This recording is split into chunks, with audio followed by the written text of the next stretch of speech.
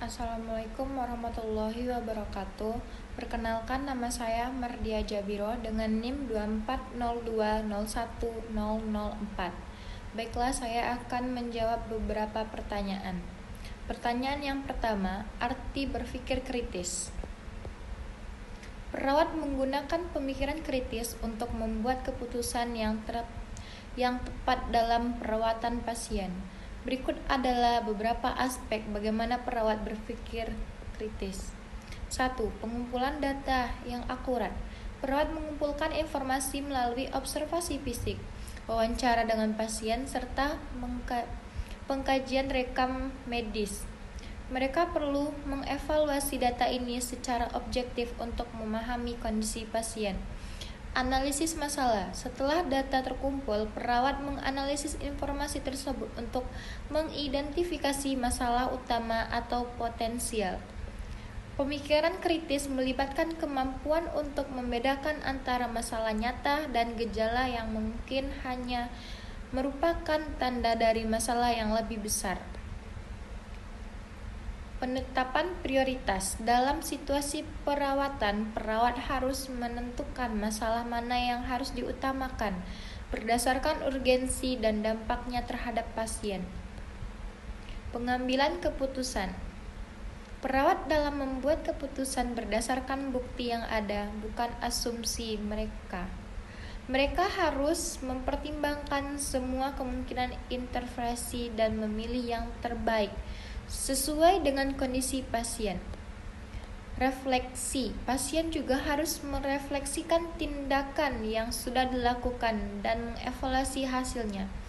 Proses refleksi ini membantu meningkatkan keterampilan berpikir kritis di masa depan. Kolaborasi. Pemikiran kritis juga melibatkan komunikasi dengan tim kesehatan lainnya. Berbagi pendapat dan bekerja sama dalam merumuskan solusi yang optimal untuk perawatan pasien. Kemampuan berpikir kritis sangat penting dalam menghadapi tantangan medis yang kompleks dan dalam situasi darurat. Pertanyaan yang kedua. Misal, pada saat merawat pasien yang mengalami kanker otak, pasien mengatakan siap untuk dilakukan operasi, namun kondisi pasien lemah karena sudah 1 minggu tidak nafsu makan. Pasien juga terlihat kekurangan cairan. Sebagai seorang perawat yang berpikir kritis, apa yang harus dilakukan oleh perawat menghadapi kondisi pasien tersebut? Jawaban nomor 2. Sebagai perawat yang kritis, tindakan yang harus dilakukan dalam situasi ini adalah evaluasi kesehatan secara menyeluruh. Lakukan penilaian cepat terhadap kondisi fisik pasien, seperti tanda-tanda vital, tekanan darah, suhu tubuh, denyut nadi, saturasi oksigen, serta tingkat kesehatan dan kekuatan fisik. Pemberian cairan intravena atau IV. Karena pasien mengalami dehidrasi, segera lakukan infus untuk mengembalikan keseimbangan cairan tubuh. Perawat harus berkonsultasi dengan dokter untuk menentukan jenis dan jumlah cairan yang tepat.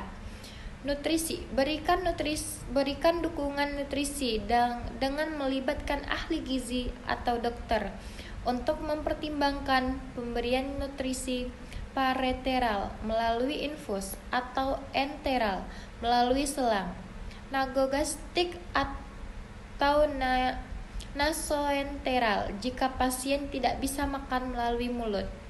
Kolaborasi dengan dokter. Berkolaborasi dengan tim medis untuk menunda operasi jika kondisi pasien belum memungkinkan untuk dioperasi. Komunikasikan hasil evaluasi dan tindakan yang sudah dilakukan kepada dokter bedah untuk pertimbangan lebih lanjut. Penyuluhan dan dukungan psikologis. Berikan dukungan emosional kepada pasien dengan menjelaskan pentingnya stabilitas kondisi tubuh sebelum operasi, serta memotivasi pasien untuk menjaga pola makan dan hidrasi. Monitoring ketat. Lakukan monitoring berkala terhadap respon tubuh pasien. terhadap terapi cairan dan nutrisi serta perbaikan kondisi umum pasien. Tindakan-tindakan ini penting untuk menstabilkan kondisi pasien sebelum menjalani operasi yang berisiko tinggi seperti operasi kanker otak. Nomor 3. Pertanyaan nomor 3. 5 tahapan proses keperawatan yang akan kita lalui saat merawat pasien. Tahap pertama, melakukan kajian. Tahap kedua, menentukan diagnosa keperawatan atau masalah keperawatan yang dialami oleh pasien. Tahap ketiga, menyusun intervensi keperawatan. Tahap keempat, melakukan implementasi keperawatan.